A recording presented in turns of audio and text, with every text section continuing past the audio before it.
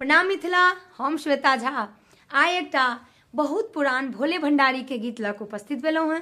केओ दोसर भाषा के लोग हमरा कहलथि कि आपके यहाँ मिथिला में बहुत ही अच्छा एक भोले भंडारी का गीत है, भोला नेने चलियो हमरो अपन नगरी।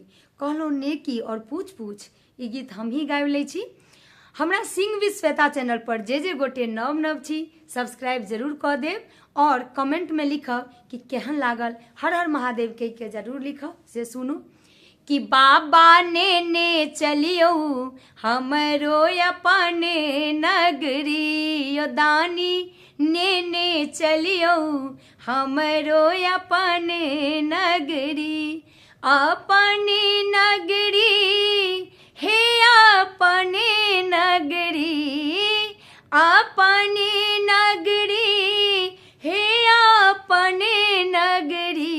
यो बाबा यो शंभु नेने चलियो हमरो अपने नगरी। अंगना बहारब बाबा दुआरे बहारब, अंगना बहारब बाबा दुआरे बहारब। औरो बहारब बसिहा के डगरी बाबा, औरो बहारब बसिहा के डगरी।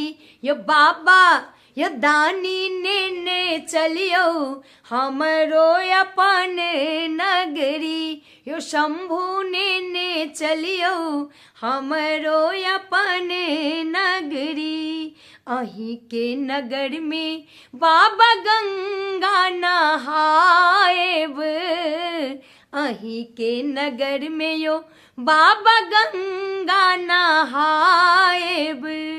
जल भरी लाएब भरी गगरी बाबा, जल भरी लाएब भरी गगरी। यो बाबा यो शंभु नेने चलियो हमरो अपन नगरी। यो दानी नेने चलियो हमरो अपन नगरी।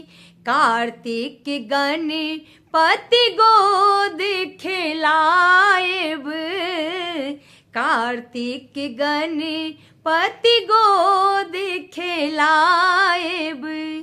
पीसब भांग रगरी रगरी, यो बाबा पीसब भांग रगरी रगरी। यो बाबा यो शंभु नेने चलियो हमरो अपने नगरी।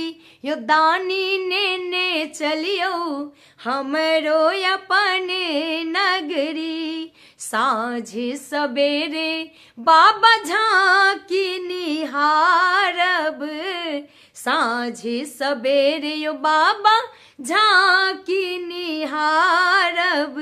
जीवन सफल होएते हमरी, यो बाबा जीवन सफल होएते हमरी। यो बाबा यो शंभु नेने चलियो हमरो अपन नगरी। यो दानी नेने चलियो हमरो अपन नगरी। जय हो।